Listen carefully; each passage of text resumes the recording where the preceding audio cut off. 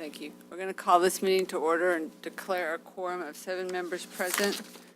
And we'll start with item C1, consideration, discussion, and possible action related to the 2016-17 student enrollment update. Dr. Ely. Thank you, Dr. Yoakum. Is this picking up at all in the back? No? I will speak louder then. Item C1 is talking about our enrollment growth, a little update as to where we are in 2016, 2017 in regards to how many students are coming to College Station ISD. We are continuing to grow, albeit at a slightly lower pace. With more information about that is Mr. Martindale.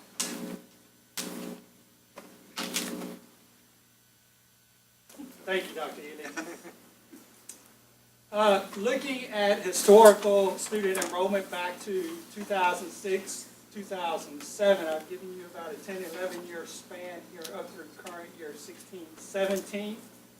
These numbers, these enrollment numbers are from snapshot date, which is the last Friday in October, and that's when TEA captures our PEIMS data.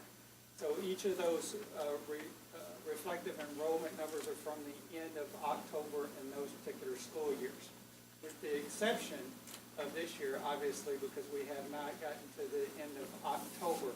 The 13,203 is our current enrollment as of today. Last year, snapshot, again, the end of October in 2015, we were at 13,023. So as Dr. Ely mentioned, we are continuing to grow. The pace has slowed a little bit for the time being. The next slide, I just took the raw counts and converted those to percentages. So you can kind of see the percentages. That's the percent growth in enrollment in comparison to the previous year. So from 07 to 08 was up 3.81% to the prior year, which was 6.7. So you can kind of see the trend. We peaked up around 5.9 in 2008, 2009. Came back down to 2.44% in 11.2, and then went back up, had a very significant couple of years as far as enrollment. Ended up at a 3.84 for 15-16. These are again are reflective of PEIMS numbers, which are the end of October. This percentage on the end, the 1.6, is reflective of day 20 of last year, just as today. So it's a 1.6% increase over this same day last school year, since we don't have that snapshot number just yet. Also, what I've included for current year, just kind of give you an idea of what things look like throughout the district. These are our elementary campuses. I'll just go through the first three as an example. College Hills, their snapshot enrollment last year were 712 students. Currently, they're at 770. That's why you will see a class size waiver on the regular meeting agenda later this evening. They are busting at the seams at this moment.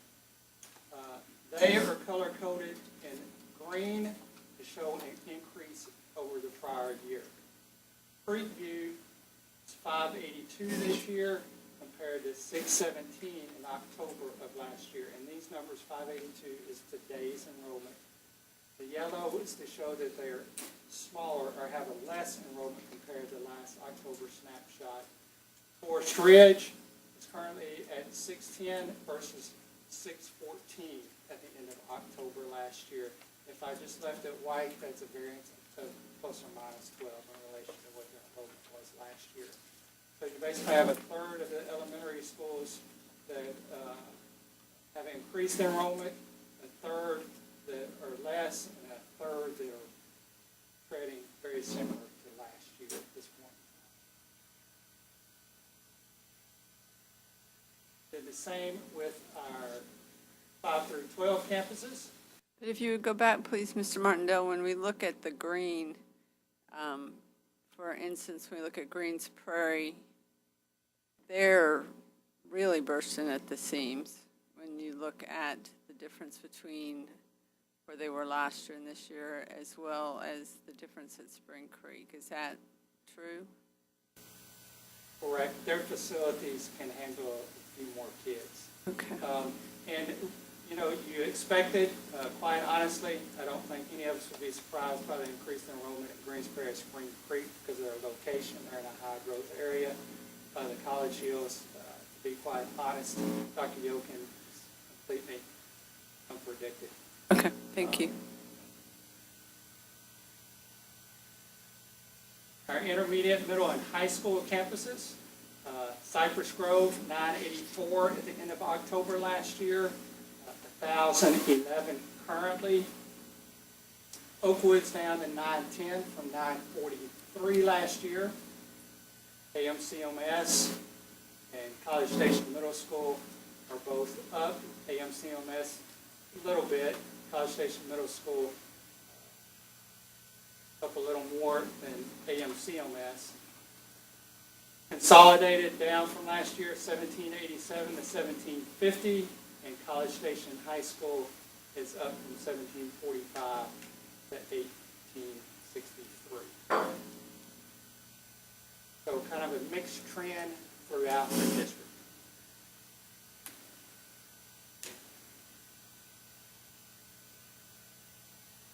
That's the current numbers for our enrollment at this point in time. I'll be happy to answer any questions you guys may have about any of those. How many students do we have at College View right now? College is at 60 to 70. 67? Thank you. Any questions? Thank you. The capacity for the existing schools, is it, with some of those increases, do we have to do anything special, or is it, since we don't have those numbers? There are capacity issues at College Hills. Absolutely. That's why we're doing a waiver as opposed to actually adding classrooms, because there are no classes to add. If we tried to move a portable, it would be at the end of the semester, probably the first of the spring, we'd be breaking the kids' class up, and we just didn't think that was as most conducive to the kids at that juncture in time. The other, I think the elementaries, as far as capacity, are fine, with the exception of College Hills. At our secondary level, Cypress Grove is I think they've run about 1,000 for some time now. And they do not have a portable building there. Oakwood and Consolidated Middle School both have portables. Do we add AMCMS? Yes, we did. And we added this summer to AMCMS. College Station Middle School does not have a portable. They're bigger buildings. And of course, we have none at either of the two comprehensive high schools.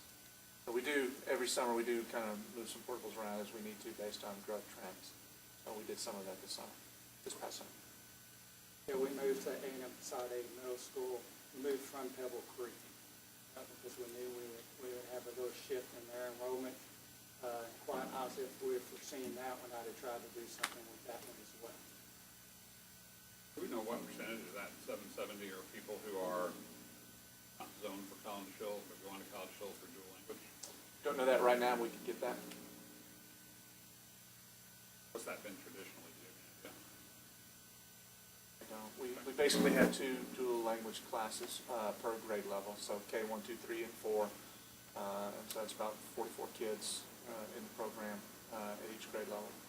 And some do reside outside of College Hills. So the zone kids have first right of refusal of those classes, or are they?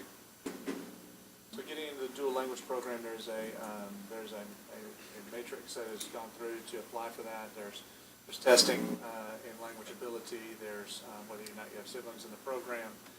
There's where you were zoned. So there's a number of things that Everybody's equal on equal standing going in.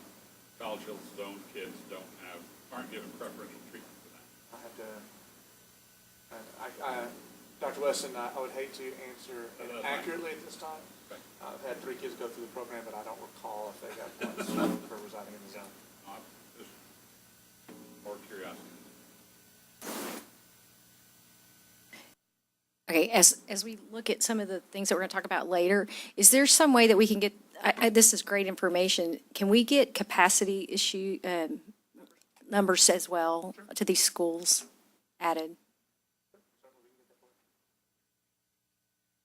I would say just on its face, the elementary schools, our capacities run between 620 and 660, our normal capacities. That's without portable buildings. And we have portable buildings at a number of our elementaries already. Okay. Anything else? Thank you. We'll move on to item C2, consideration, discussion, and possible action related to bond refunding options.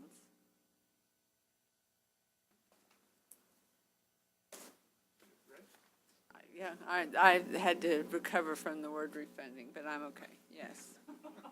Y'all missed her face. Thank you, Dr. Youngkin. The American economy has found itself in a low interest rate environment for a long period of time. We are now find ourselves having the ability to look at some of our existing debt, specifically Series 2009, 2010, and 2011 bond sales, which were in the at that time in the 4.4 to 4.5% range. We have the opportunity to go through a negotiated sale process to get better interest rates and save the taxpayers of College Station ISD money in that regards. With more information on that, we have joining Mr. Martindale and I at the table, we have Victor Quiroga from Frost Bank, the district's financial advisor. We also have in the audience Jeff Golbus, our bond attorney, as well, who may answer any questions that you may have about the process. This is an action item for the board at tonight's meeting, but we've asked Victor to take us through the ins and outs of the action that's contemplated at tonight's meeting. So with that, I'll throw it over to Victor. Honorable President, members of the board, Dr. Ely, Mr. Martindale, thank you for having me here. We prepared a brief presentation to show you the bonds that we've identified from the district's debt portfolio for a refinancing opportunity. Dr. Ely did a great job summarizing the reason why we're here. Right now, we're still in a very historically low interest rate environment, have been for a number of years. Recently, it's gotten even lower.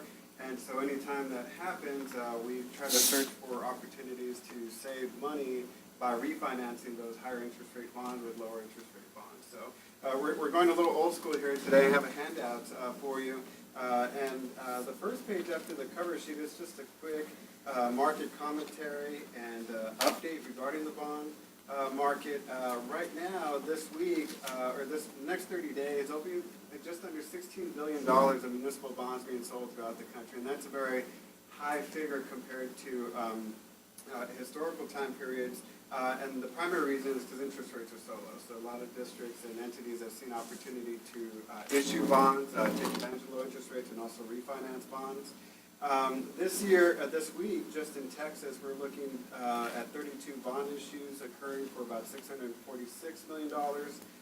One of the reasons why interest rates continue to be at very low levels is because some of the domestic economic indicators have not been to where many economists want to see. It's been still a little stagnant. And also globally, things aren't as rosy either. So all that it goes and dwindles down to the health of the municipal bond market. The graph there just shows you historically where interest rates have been since 1981. The next page, page 2, these are your outstanding obligations, your voted bonds that the district has outstanding. On the left column, you can see the name of the particular issue. The next column is the interest rate range. These bond issues have different interest rates, but they're all fixed. The next column is the principal outstanding. The callable principal column is the bonds that are able to be refinanced if it makes economic sense for the district to do it based on the original covenants that we signed with the original bond investors. So as you can see there, the principal outstanding is just under $315 million. The callable principal is $215 million. The next column is the call date. That's the first opportunity that we could call bonds without having to set up an escrow account. The last column there is the final maturity or the final payoff date for the respective bond issue. The next page, page 3, you can see is a graph, and this is just looking back at all the district's bond sales since 1985 and showing you how they look based off of the yield scale that we use. And so you can see there the dotted line are where interest rates are right now. So you can see they were lower than we've ever issued bonds before. So this is the reason why the opportunity to refinance exists at the current moment. If you go to the next page, page 4, when we look at bonds, we have the opportunity to essentially cherry pick very certain principal payments of each particular bond issue. When you refinance, you don't have to refinance the whole issue. We have the option of cherry picking those more higher interest rate bonds of that particular issue. So this is the exercise that we did here. When we look at refinancings, we not only look at the interest cost savings that we're able to generate by switching a higher interest rate with a lower interest rate, we look at what we call the present value savings ratio.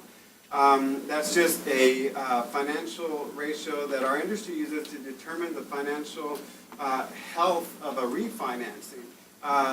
Industry-wide, if that ratio is 3% or higher, it's considered a prudent refinancing for the board to consider.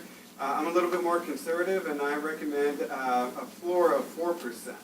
And so what this exercise did here is we've identified those particular principal payments that produce at least 4% PV savings. Because if you look at the 09, 2010, 2011 bond issues, we actually could call more than the $40 million that we've identified here.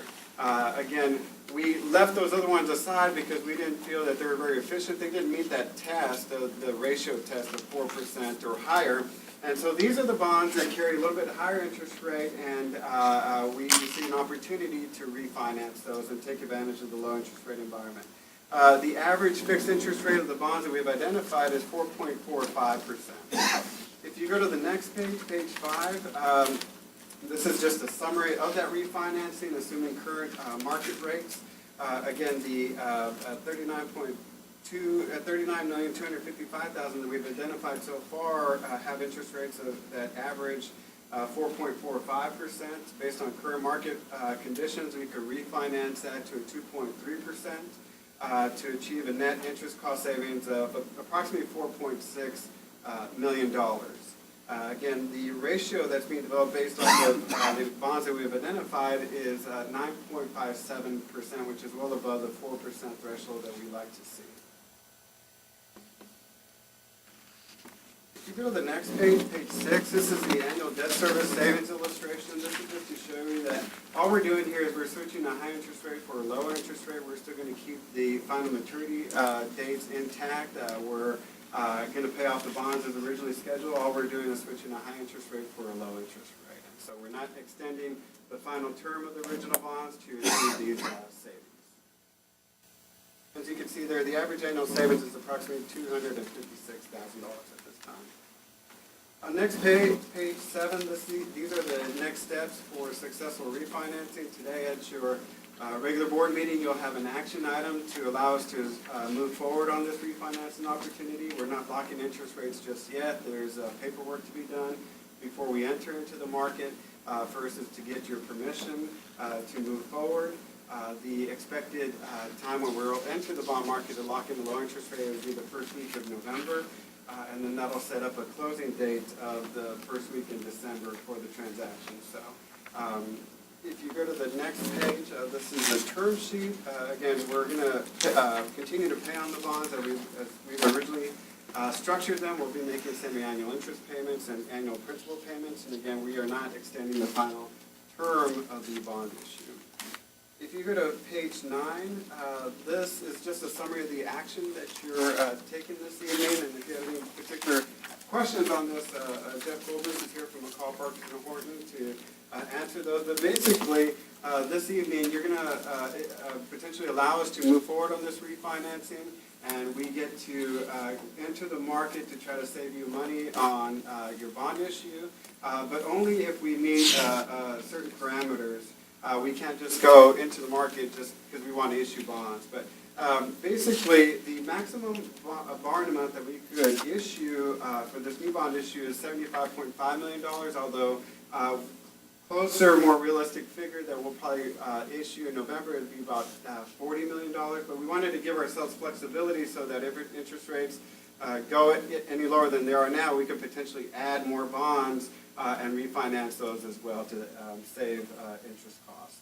But the primary parameter that we're setting for ourselves is that the refinancing has to reach a minimum present value savings ratio of 4% or above. Right now, we're closer to 10%, so we feel that we're pretty confident that the market will continue as is and we'll be able to save money in the first week of November. We call this a parameter sale order or a delegated authority. Basically, you're going to delegate the authority to go into the market, sign the final executing documents, and give that authority to Dr. Ely or Mr. Martindale. Of course, we'll be in contact with the district prior to that, and won't enter the market until we speak to Dr. Ely and Mr. Martindale. If for some reason the market goes away from us, interest rates start to rise, we have the opportunity of just holding off on the refinancing, but if for some reason we don't conduct the refinancing in the next 6 months from today's date, then we would have to come back to the board to get your approval to pursue the refinancing again. So this does have a shelf life. I'm more than happy to answer any questions you may have at this time. Thank you for that summary. Any questions? I have a couple questions. If we refund, sorry. I hate that word. Okay, if we refinance bonds, do we give up flexibility as to those we refinance for some extended period of time? No, that's a great question. Whenever we issue long-term bonds like we've done here, we've issued 20 or 25-year bonds. Each time when you issue bonds, a standard feature that bond investors expect is that for the first 9 to 10 years, you can't take those bonds away from them. And so if we were to issue these bonds, these are going more towards the long-term bonds. So the first 9 to 10 years of this new bond issue, we can't touch those for that period of time. And so, so no, that's a great question. You basically start the clock again on these new bonds, and you won't be able to refinance them again. Right now, that hasn't been too much of an issue or concern because we're in a historically low interest rate environment. And so the goal for most of our clients is to try to lock in those lower interest rates and achieve interest cost savings. Okay, and for me, from my standpoint, it's also another reason to say we won't be as aggressive as we could with meaning looking for more bonds. So I like that strategy. It keeps some of the next margin, if you will, of bonds so that we can still refinance those if we need to. Okay, the next question is the authority up to $75 million. It's my understanding that this is only basically refinancing. We won't be issuing any new debt, so we don't need to go to the voters for anything. Yes, sir. That's exactly right. Okay. Anybody else? So what are our advantages? I feel like I'm being really loud now. I'm in that sweet spot. What's the advantage for us of taking a 4% threshold versus a 3% threshold? Just more additional savings. As Mr. Harris indicated, whenever you issue bonds, you're going to be locked in for a certain period of time. With refinancing bonds, and any bonds in general, the IRS highly regulates those bonds. And so unlike our mortgages, we could refinance whenever we want if we're willing to pay the cost of refinancing. With municipal bonds, they're highly regulated securities. And so the federal government does not allow you to refinance at any time. Here we'll be refinancing these bonds early. The technical term is called an advance refunding. And you could only do that once in the life of the original bond that you refinanced. And so when I set those parameters, I like it a little bit higher because we don't get an opportunity at any time to refinance these bonds. We get one early shot at it until that new call date comes into play. Okay. So we're holding off in potential anticipation that we'll have an even lower interest rate than we do now? That's part of it. The other part is the interest rates that we received in 2009, 2010, 2011 are pretty good interest rates. And so in this analysis, we have identified the higher interest rates. And so the ones that aren't going to be refinanced at this particular time carry those lower interest rates. And so by us refinancing those, it just wouldn't be an efficient thing to do. Okay. On top of the fact that we'll be losing what we call optionality on those bonds, and that we can't pay them off early or refinance them again. And so we'll continue to look at the refinancing of the old bonds that we're not touching right now, and we'll apprise the administration of an opportunity coming up. But that's the theory behind this analysis. Excellent. Thank you. Anybody else? Thank you very much, and I look forward to seeing you at the regular meeting. We'll move on to item C3, consideration, discussion, and possible action related to TASB policy updates. Dr. Ely. We've got item 3 is item talking about 5 different local policies that are on tonight's regular board meeting agenda. We're going to spend a little bit of time talking about one more than the others, and that's 3A, EHBAF local, talking about cameras in special education classrooms. This is something that is new on the scene as a result of the last Texas legislative session. We are in receipt of some new information just this last week in regards to this particular policy. So Molly Perry, Executive Director for Special Services and Accountability, will talk a little bit about Senate Bill 507 and policy recommendations for us for College Station ISD. So with that, Ms. Perry, would you take it away? Good evening, everyone. I am excited to be here with you this evening, although the topic is a little bit controversial at the moment. To be quite honest, we thought we had things really figured out and had a little bit of a change in course, perhaps, with just what we knew in terms of our direction. And so I want to really take an opportunity to walk you all through where we are with this. If you may recall, last spring in Update 104 from TASB, we actually approved the legal policy. And so really tonight we're talking more specifically about local policy EHBAF. So just a little bit of history here. As Dr. Ely mentioned, this really came about during the spring of 2015 legislative session as Senate Bill 507 passed, requiring that cameras be placed in certain special education classrooms. The law left a lot to be questioned, though, in terms of how exactly that would work, which classrooms were affected, who could request, how do we maintain that information, for how long. And so we were really, as an administration and as special ed departments across the state, wondering, as well as the commissioner. And so as Commissioner Morath took the reins earlier this year, he sent a letter to our Attorney General Ken Paxson in March requesting clarification on this particular issue. And so in the meanwhile, the proposed Texas Administrative Code came out. There was a public hearing, input was gathered, and those final 19 Texas Administrative Code 103.1301 was adopted. That law technically by the Senate bill became effective this September 1. However, on September 13th, in the wee hours of the evening, we received a letter that was in response to Commissioner Morath's earlier request from the Attorney General, indicating that perhaps the Texas Administrative Code interpretation was not what was intent by the letter of the law. And so we have provided you previously with a EHBAF local policy that was based upon TASB recommendations in collaboration with our council. We had established local operating guidelines, which are already posted on our website and in fact in place as we've been responding to a request already.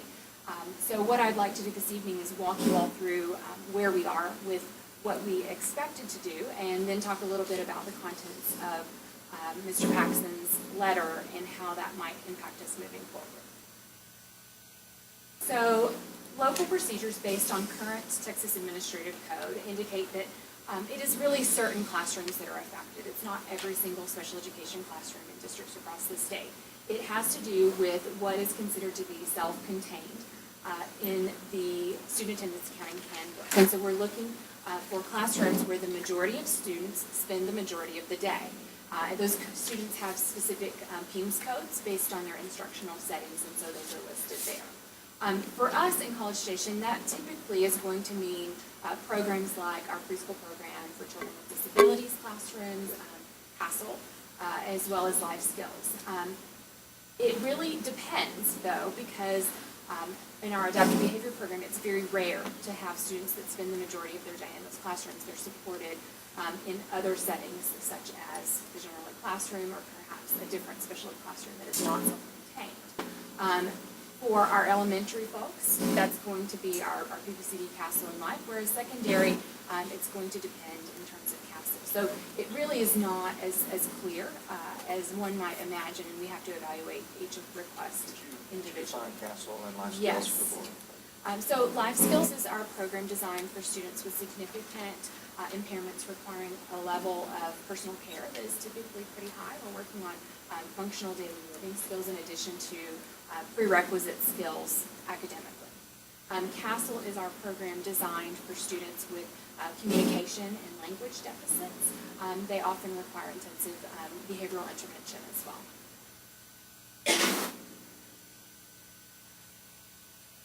So under current law, the cameras can be requested by three different groups of folks. First, of course, being the parent of a student who is served in that special education classroom, a staff member at that campus assigned to work in the classroom, or that campus administrator, or any of you all can make those requests. The procedure in the proposed local policy, as well as our operating guidelines, is very specific because we want to make sure that we are responding in a timely manner and appropriately. And so that request is in writing, and then we consider if the person requesting meets the definition of one of those three entities, as well as whether or not the classroom meets the definition of self-contained. If we say yes, all of that looks good, then we would respond in writing, confirming that we would be moving forward, and if no, why not? We do not have a specific timeline, but we certainly will not delay or take any longer than we would have to. The challenge in this is that there is a significant amount of infrastructure from a technology standpoint involved. The audio and video recordings must be maintained for 6 months, and they cannot be commingled with our other existing cameras, like in the hallways or the cafeterias, because only certain staff can have access to those confidential tapes. They cannot be continually monitored like the other video that happens in common areas. So once we have gotten everything installed and up and going, we would provide written notice to the families of students in the classroom, and we would also post a notice at the door so that anyone coming into the classroom would be aware that the recording was taking place, but that it was not being monitored continuously. The state's going to give us extra money to help pay for this, right? Not at all. Okay, just checking. Thanks. In fact, we are actually prohibited from using federal or state special education. Do we know what cost this is going to be to us at this time? At this time, we're estimating if we were to install in all approximately 30 classes, it would be somewhere between $400,000 and $500,000, primarily due to the level of infrastructure required for the servers to maintain the data for that length of time. The cameras themselves are not an expensive cost, it's the infrastructure. So the intent of this law is really about student safety, and as I mentioned, we are not going to continually monitor. In fact, we cannot under law. It really becomes something that we would look at in the event that an incident is reported. If someone said that they had concerns, we would ask them to complete an incident report and immediately begin that investigation. Certain individuals are allowed to view the footage at that point, including the campus administrator, certain other administrators. And in the interim, if there was any evidence of specific concerns, that would, of course, trigger involvement with our human resources department should there be concerns. But we do have 10 school days to provide a written response back to the complainant. Then, as I mentioned, this is confidential information. We're not going to be monitoring. We're only going to be viewing in response to an investigation. And you can see that there are certain staff members that are allowed to view. Of course, as always, if we have any sort of suspicion or evidence of abuse or neglect, we would report to the Department of Family and Protective Services, and then they would also have access to view. Dispute resolution was a big question all along the way as this legislation was being discussed. And according to statute, this would not go through typical special education types of dispute resolution, such as a due process hearing, TPA complaint, or even mediation. This would be through the local grievance policies, depending on whether it was an employee or a parent or a staff member that made the complaint. So that brings us to where we are. If we had been having this discussion 1 week ago today, that would have been the end of the presentation. However, as I mentioned, we received additional information from Mr. Paxson indicating that really the interpretation of the law should have been that any request for cameras triggers a district-wide response, and that one request means cameras are installed in all classrooms. Additionally, he said we were too narrow as a state on identifying who could request, and that any staff member could make that request, which would again trigger all classrooms to receive cameras. We can't just limit that request to a single classroom. And finally, he said that those cameras must remain operational until that classroom is no longer being used. So if the student whose parent made the request is no longer at the campus, it would still stay in that classroom even. As long as it's a special education classroom. Exactly. And so that really leads us to where we are now, because the information provided from the Attorney General is a guidance letter. It is his opinion based on previous court cases, and he cited several things in terms of why he felt that way. I would anticipate that at our next legislative session we would hear more about this, because we do believe that it was not the intent of the legislators to have the law interpreted in this manner. However, we have some conflicting information between what the Texas Administrative Code currently says as adopted and now what the Attorney General has advised. So that leads to any questions that I might be able to answer from you all in terms of our next steps or the process. Questions? So what does that mean? Our response is, if during the first week of school we have somebody request, does that mean that we are forced to now do it for every classroom? Or do we get to choose between those two options, the one that we would prefer to use? Well, we actually received a request prior to receiving this letter, and we proceeded as we had planned in our operating guidelines to process that request and begin the installation process. At this point, we're really at a juncture where we as a district will need to determine whether we want to move forward in approving the local policy as written by TASB, or whether we want to go in a different direction with that. So I don't know that we're prepared to make a decision about that tonight, but I wanted to make sure that you all had that information. What's the timeline for complying with a request for a camera? You said there's nothing specific. That's right. It is within a reasonable amount of time and without delay. We estimate that if we were to move forward. Well, no, I mean, once we spend the money and the legislature comes back and says, no, TEA was right, or the commissioner was right, the AG is wrong, well, the money's gone. So there is quite a bit of lead time involved. It's the cameras, as Molly pointed out, are not the issues. There are cabling issues and getting somebody to come in and do the cabling, and there's also the question of getting servers and finding space for the servers, because to hold 6 months worth of both video and audio data takes a tremendous amount of space, and they can't be commingled with things that we already have.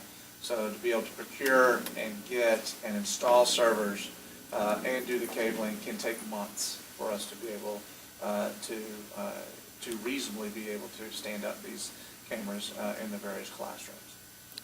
So those are one of the things that we have to consider as well. So I'll just go ahead and turn the mic right now.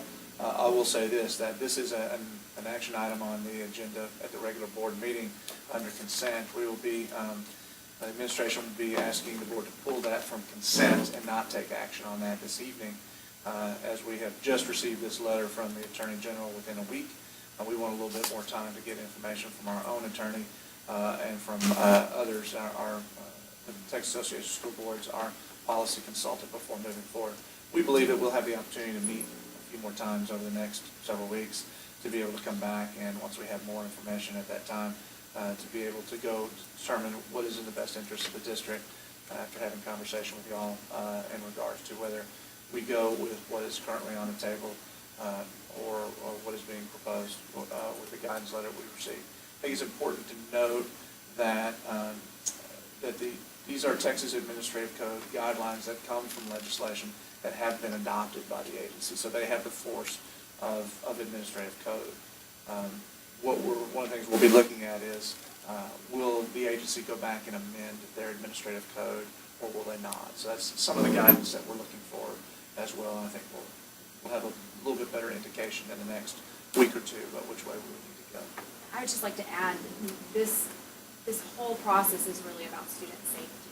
However, the cameras are a very responsive technique to have something in place for investigation. We take student safety, especially the safety of children who are nonverbal and have more significant disabilities, very seriously. And not only are campus administrators in and out of those classrooms all the time, but our staff in special services, our leadership team, our instructional coaches and supports are in and out quite frequently. And we really do feel that that is the best way to ensure that we really have our finger on the pulse of what's happening in our classrooms and keep students safe.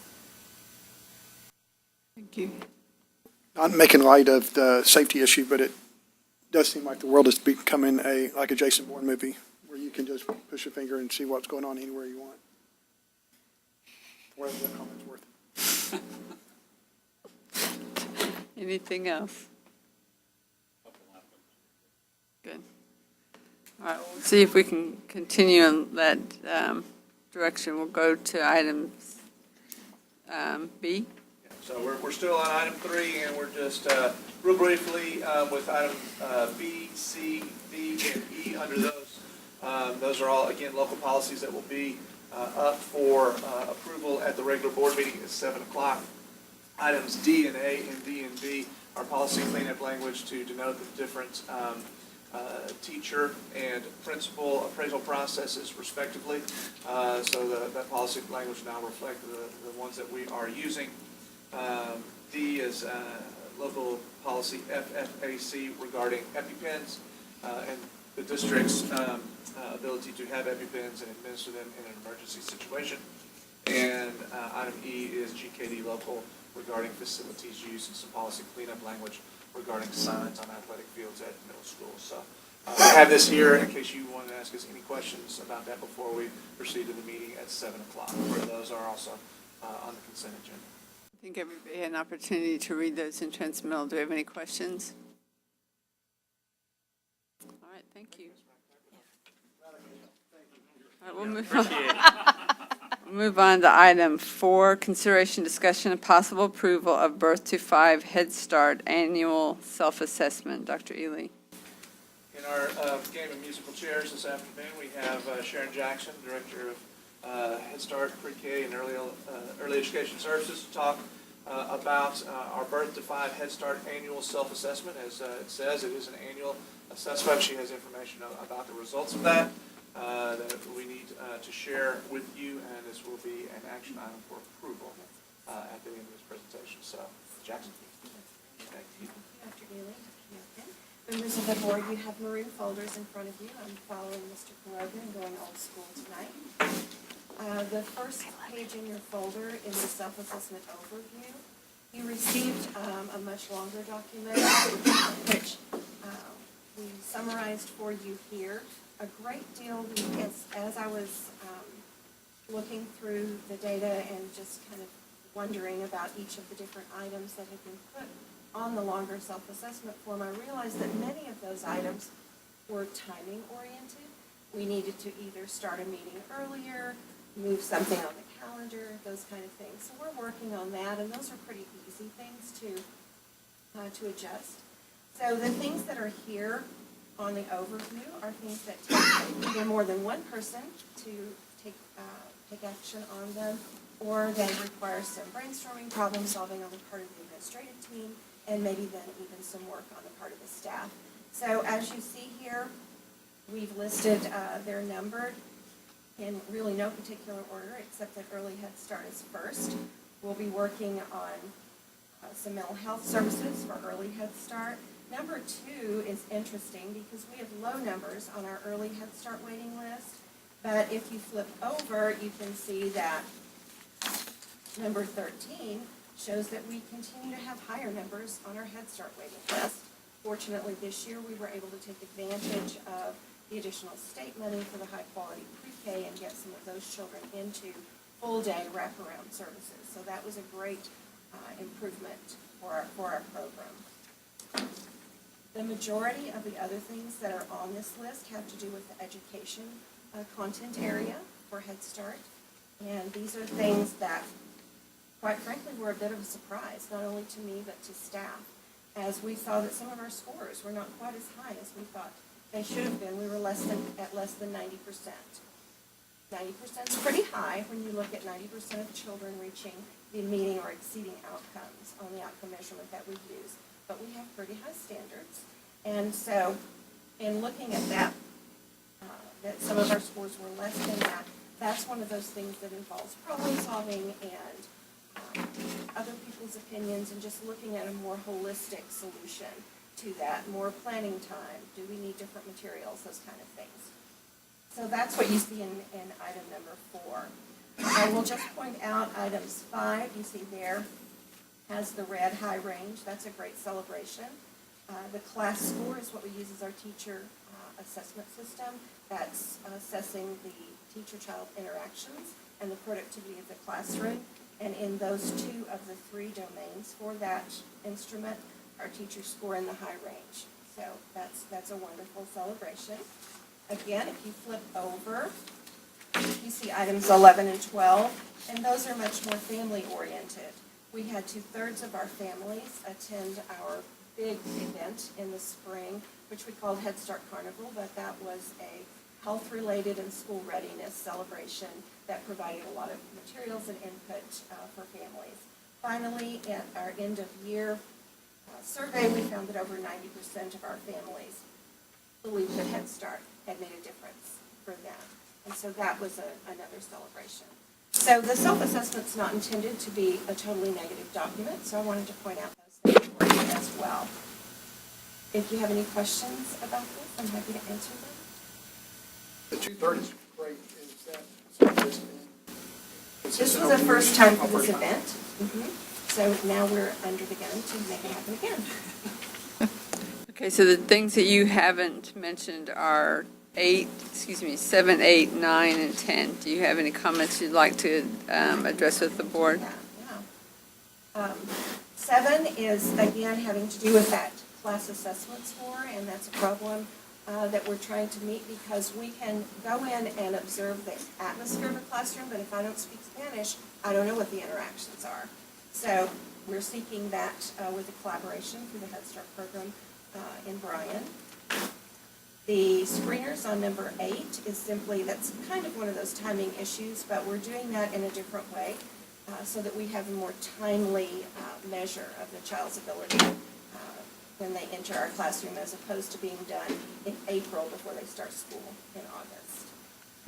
9 is the one that you are already aware of, and that's the instance that happened last December at College Hills where the child was off the campus. And so that's something that we're still working on, and we'll continue to turn in documents. We just received the formal notice of that recently, and you got a copy of that through transmittal. And then finally, you mentioned program governance, and that is, we have chosen this year to have our policy council meetings during the day instead of in the evening to see, and there's always going to be a population of families that can't attend during the day, just as there are those that can't attend in the evening. but in trying to make a difference in the attendance, which is really necessary for quorum for our decision-making, then we're going to try lunch meetings instead. Any other questions?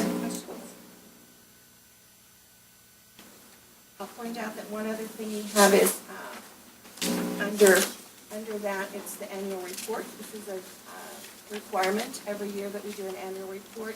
So this is required information that's been put together here by our newest admin staff member, Ashley Weiss.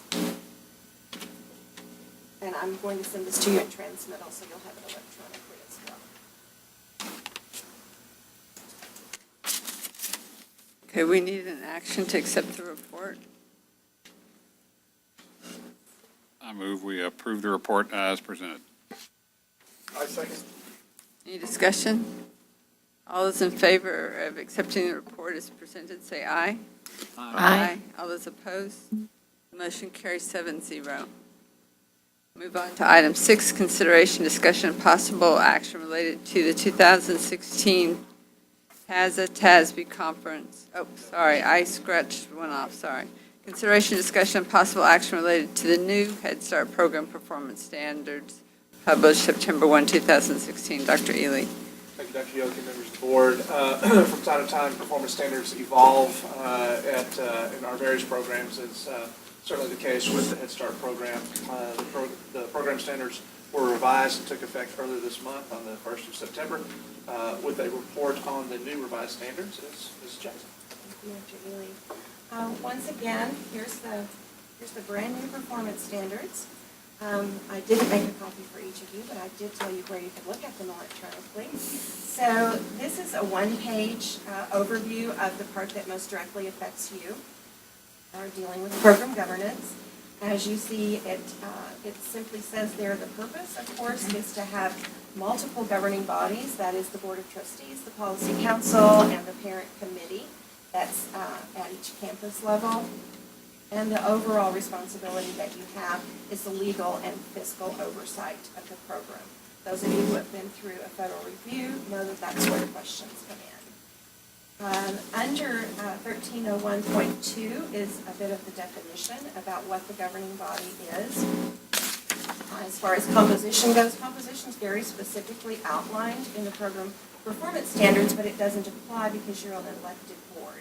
So for our purposes, we get to skip that one. It talks then about the conflict of interest, which many of us have to consider in other parts of our world anyway, that you cannot be paid, that you have no financial interest in the organization, that you are not employed by the organization, and that you will work as an independent entity. The next piece there about your duties and responsibilities, those are not so much outlined in the program performance standards any longer. They come straight from the Head Start Act. There are 2 additional pages that come from a training booklet under this. We will be seeking a time to meet more specifically with you and give you more information about what's involved in some of those duties. For the most part, as I said, they're the oversight and the monitoring of the activities of the program, the self-assessment, when you approve the budget, those kind of things. The training piece is a requirement, and that is partially what you're being given tonight, is the information about the governing body. After this, we'll, as I said, seek a time that we can meet together, go through some of the other pieces of the program performance standards, just to give you an idea of what the whole package is about. Finally, in that section is the monitoring results, which are available quarterly, the school readiness data, which is available 3 times a year, and then the monthly reports, which for many years I have sent you as Keeping the Lines Open. I put a hard copy of that in the folder. You'll also receive that through transmittal. The 9 items that are on this hard copy of Keeping the Lines Open comes directly from the standards, from the Act. These are the things that you need to know about every month. This one was really short because we only had 1 day in August. The impasse procedures is another important piece, something that we really haven't talked about a lot with this board, but this will also be a part of the training when we have another time together. So just a general overview of the governing body's responsibilities and how it's outlined in the standards. It's the first time the standards have been completely rewritten since 1975, which was the first time that Head Start had actual performance standards. So it was a pretty big deal. Any questions? I'm happy to answer those now. Any questions? And we need to take action to accept these? No, you do not. You do not. Information item. Okay. Well, thank you for that. Anybody? Thank you very much.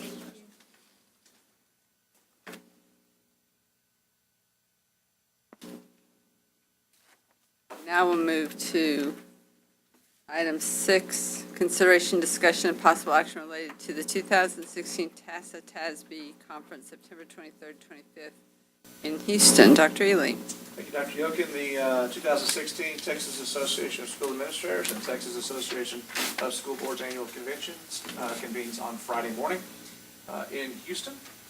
We put this on here traditionally before the conference to give the board an opportunity to talk about, if you so choose, any items of interest that you may be interested in seeing. In last week's transmittal sent out links to the PDF of the bulletin, as well as links to how to download the conference app on your phones or tablet if you wish. I don't know if anybody's had a chance to look at that. I will point out that this is a conference that is preceding a legislative year. So the acts of the legislature in spring will probably be front and center in many of the opportunities you have to visit different various sessions and speakers. So encourage you all to go down. I know we have, who's our delegates? Mr. Nugent will be the delegate, and he'll be have the opportunity on Saturday to visit with the other school board delegates and determine what TASB's legislative grassroots priorities will be for the upcoming session as well. So look forward to your work, Mr. Nugent, and the other delegates from the school districts across the state and what you develop there. But We're not expecting any food poisoning.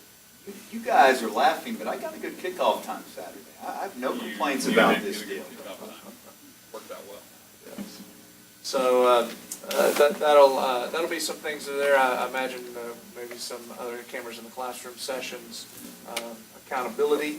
We'll probably have some sessions in regards to that, because with A through F looming for districts and campuses, probably have an opportunity to hear some things about that as well. But so I hope you guys have had an opportunity to look through that and see some things that you want to see, and I'll throw it open to anybody who wants to talk about areas that they plan on visiting, or however you wish to proceed, Madam President. Okay, so the one that Ms. Barrett and I are going to go to, just in case anybody would like to join us, is your iceberg melting and how to bring about change and survive? Just throwing that out there, so, We thought that one was especially good. yeah. That's a good book. Yeah, so, I think the Jeopardy one is there again. oh, is it? Okay, well, we've already done Jeopardy, but we're going to go to that one. Anybody else have anything? The app is Very easy. very easy to use. The only thing that frightens me is it updates about 3 times a day, which makes me a little nervous. I want them to be a little bit more, not quite so fluid, but any questions? Yep, things has changed. Yeah, melt your Yeah, iceberg. My iceberg is melting, yeah. Anything else? Good. Okay, I'll be there. I have a tentative schedule in my app right now. good for you. Right.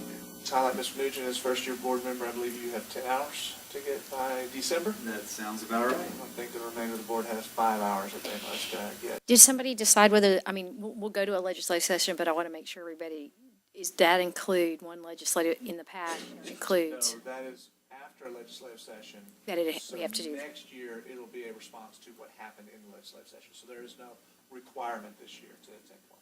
Okay, I just want to make sure. All right. Anything else?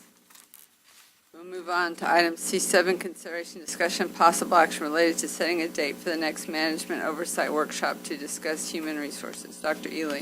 Thank you, Dr. Yokin. We have now made it through, as a system, all 6 of our management oversight and development workshops, so it is now time to start over. You may recall, those of you who were on the board a few years ago, when Mr. Walker was here in his position, he gave us an management oversight workshop related to human resources, so they are back up again.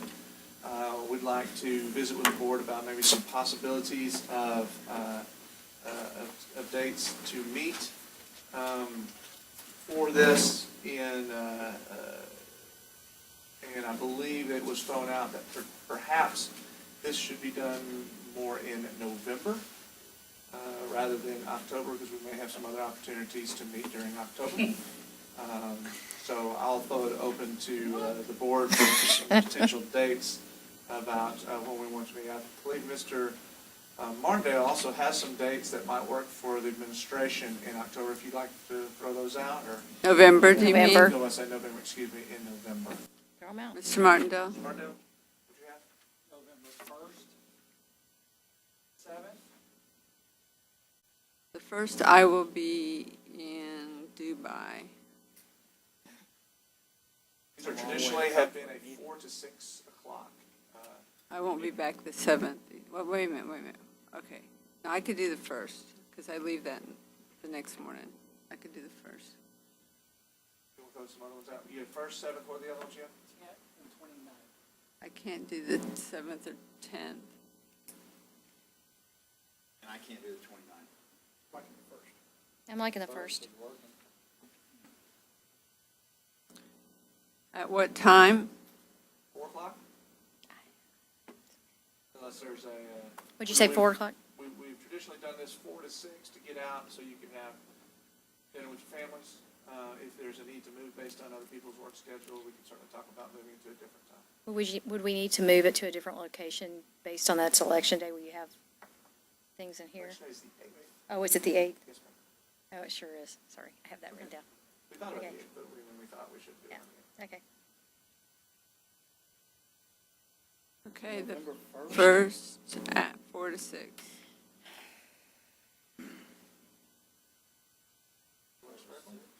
Or 6.